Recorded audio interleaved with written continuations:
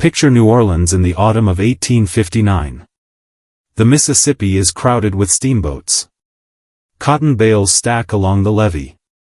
And inside a heavy brick building near the river, workers are feeding silver planchets into a coining press, one strike at a time, each one stamped with a woman who isn't real, sitting on a rock that isn't real, holding a shield for a country that, in less than 2 years, will be tearing itself apart. That coin is the seeded Liberty dollar. And the one we're holding today carries a small letter, O, on its reverse, proof that it was born in that New Orleans mint, in that tense, electric year before the Civil War. This is its story. To understand this coin, we have to go back a few years earlier, to a United States mint that wasn't happy with what it had. For decades, the American silver dollar had carried a portrait of Liberty as a bust, just her head and shoulders, looking left, surrounded by stars. It was dignified, but it was also old-fashioned, and by the 1830s, the mint's director, Robert M. Patterson, wanted something more ambitious. He wanted a coin that looked like a piece of classical sculpture brought to life, Liberty not just pictured, but posed, like a statue in a Roman forum. Patterson commissioned the renowned portrait painter Thomas Sully to sketch the new figure, and the equally renowned naturalist and artist Christian Gobrecht to design a flying eagle for the reverse. Those sketches were handed to the mint's chief engraver, a quiet, methodical craftsman named Christian Gobrecht. Gobrecht had spent years engraving bank notes and portrait dies before joining the mint, and he was exactly the right person for this job. He took Sully's concept, Liberty seated on a rock, one hand resting on a shield inscribed with the word Liberty, the other hand raising a pole topped with a Liberty cap, the ancient symbol once given to freed slaves in Rome, and he translated it into metal. The first of these coins, struck in tiny numbers between 1836 and 1839, are known today as Gobrecht dollars. They were experiments, trial balloons, sent out into circulation to see how the public would react. The public, it turned out, liked the look of a seated Liberty. What they liked less was Gobrecht's flying eagle reverse, which mint officials eventually scrapped in favor of something more traditional, a heraldic eagle, wings spread, an olive branch in one talon and arrows in the other, modeled after a much older design by engraver John Reich. By 1840, the formula was set. Liberty seated on the obverse. A heraldic eagle on the reverse. And from that year forward, the United States Mint began striking the coin we now call the seated Liberty dollar, a design so enduring it would remain, essentially unchanged, on America's silver dollar for the next 33 years. Let's slow down and actually look at this coin, because every detail on it was chosen for a reason. On the obverse, Liberty sits in profile, turned slightly, gazing back over her shoulder as if something has just caught her attention. She isn't a queen and she isn't a goddess in the old mythological sense, she's something new, something American, an idea given a human shape. Her right hand rests on a shield. Across that shield runs a banner reading Liberty, and the shield itself recalls the design used on American defense imagery of the era, a reminder that Liberty, in this telling, is not passive. It has to be guarded. In her left hand, raised above her, she holds a pole, and at the top of that pole sits a soft, peaked cap, the Phrygian cap, sometimes called a Liberty cap. That detail goes back to ancient Rome, where a freed slave was given exactly this kind of cap as a mark of his new status. By 1859, that symbol had circulated through French revolutionary imagery and into American iconography, and on this coin, it's doing the same job it always did, announcing freedom won, not freedom given. She's seated on a rock, not a throne, not an architectural pedestal, just an irregular outcrop, almost like she's resting in open country rather than ruling from a palace. Surrounding her, hugging the rim, are 13 six-pointed stars, one for each of the original colonies. And below her, anchoring the whole composition, is the date, 1-8-5-9.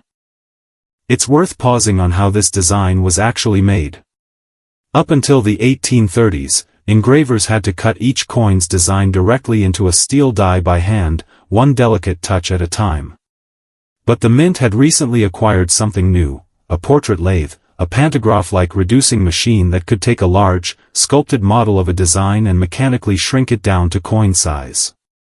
Gobrecht used this new technology to refine the seated Liberty figure, lowering the relief from the original Gobrecht dollar so the coin would strike up properly and hold its detail through years of heavy commercial use. Art historians have long noted that the result feels closer to a carved relief or an engraving than a freestanding sculpture, and that flatter, more linear quality is part of what gives this coin its distinct, neoclassical character. Now turn the coin over. Here, an eagle dominates the field, wings spread wide, chest forward, facing left. Draped across its breast is a shield, the same defensive emblem echoed from the Obverse, tying the two sides of the coin together visually as well as symbolically. In one talon, the eagle grips 3 arrows. In the other, an olive branch. It's one of the oldest visual sentences in American coinage, a nation that prefers peace, the olive branch, but keeps the arrows of war within easy reach if peace fails. This particular eagle design wasn't invented for the seated Liberty dollar, it had already been doing duty on American gold and silver coinage since 1807, originally credited to engraver John Reich, and the mint simply revived and adapted it here because Gobrecht's earlier, more naturalistic flying eagle hadn't won over mint officials. Arranged around the eagle, in a confident arc, is the legend United States of America. And beneath the eagle's talons and olive branch sits the denomination, 1 an abbreviation, simply because there wasn't room on the die to spell out the whole word. And right there, tucked just under the eagle, between the wreath and the lettering, is the detail that makes our particular coin special, a small letter, O. That's a mint mark, the mint's way of stamping a kind of birth certificate onto every coin, so that more than a century and a half later, we can still tell exactly where it came from. An O means New Orleans. The New Orleans Mint occupies a strange and fascinating place in American history. It opened its doors in 1838, one of several branch mints built to process the precious metal flowing through the booming cotton and trade economy of the American South and the Mississippi Valley. Unlike the Philadelphia Mint, the headquarters of the whole operation, New Orleans was a regional workhorse, striking gold and silver to meet the everyday commercial needs of merchants, banks, and traders along the river and the Gulf. Seated Liberty dollars weren't struck there every single year. In fact, across the entire run of the design, New Orleans only produced silver dollars in 4 years, 1846, 1850, 1859, and 1860. That's it. For scattered years out of more than 3 decades of production. And then the Civil War arrived, federal authority over the mint collapsed, and New Orleans wouldn't strike another silver dollar for nearly 2 decades. Which makes 1859 a genuinely pivotal moment, one of the final 2 years this southern mint would touch the silver dollar denomination before the nation tore itself in half. Here's something that might surprise you. In 1859, the New Orleans Mint struck 360,000 of these dollars, actually more than Philadelphia produced that same year. That's not a small number for a mid-19th century silver dollar. So why isn't this date considered a common, throwaway coin today? The answer has to do with trade, not domestic commerce. Through the 1850s, the United States was running a growing trade relationship with China, exchanging silver for tea, silk, and other luxury goods. American silver dollars, full-bodied, trusted, and accepted by Chinese merchants, became a kind of unofficial export currency. Numismatic historians, including the well-known researcher Q. David Bowers, have argued that a substantial share of seated Liberty dollars struck in the late 1850s, including many of these 1859 O pieces, were minted specifically with that export trade in mind, destined to cross the Pacific rather than sit in an American merchant still. That's the irony at the heart of this coin story. It was struck in enormous quantities, and yet, for decades, it was genuinely difficult to find in high-grade, original condition, because so many specimens simply left the country, or were heavily circulated, or were eventually melted down as bullion when silver prices made melting more profitable than spending. And then, in the early 1960s, something extraordinary happened. As the United States Treasury began emptying its old silver dollar reserves, vast holdings that had simply sat untouched in government vaults for generations. Bags upon bags of uncirculated seeded Liberty dollars were released to the public for the first time in decades. Among them, a meaningful number of pristine, mint-condition 1859 dollars, coins that had been struck, bagged, and essentially forgotten about for 100 years. It was like opening a time capsule. Coins that should have logically been scarce in top condition suddenly flooded into the hands of collectors and dealers, fresh and lustrous, exactly as they looked the day they left the coining press in New Orleans. That single event completely rewrote this coin's reputation. Today, the 1859 sits in a strange and fascinating spot in the seeded Liberty series. It's one of the most obtainable dates in true mint state condition, precisely because of that mid-century hoard, and yet it remains genuinely difficult to find in superb, high-end gem condition. Many of those Treasury survivors carry scattered bag marks and abrasions, the inevitable scars of being stored loose, coin against coin, in canvas sacks for a century. A coin that's merely uncirculated is one thing. A coin that's uncirculated and visually flawless is something else entirely, and that's where the real rarity of this date still lives. So when a numismatist examines an 1859 seeded Liberty dollar today, what are they actually checking? First, the strike. New Orleans coins, in general, have a reputation for inconsistency compared to the sharper output of the Philadelphia Mint, and on this date specifically, the stars along the rim can come out soft, sometimes beginning around the 8th or 9th star, along with mild weakness elsewhere depending on the specific dies used. A well-struck example, where Liberty's drapery and the eagle's feathers show crisp, complete detail, is genuinely prized. Second, surface preservation. Given how many surviving 1859 dollars trace back to those bag-stored Treasury hoards, collectors look closely for heavy contact marks, especially across Liberty's exposed knee and breast and through the eagle's wing and shield, the high points where wear and bag rub show first.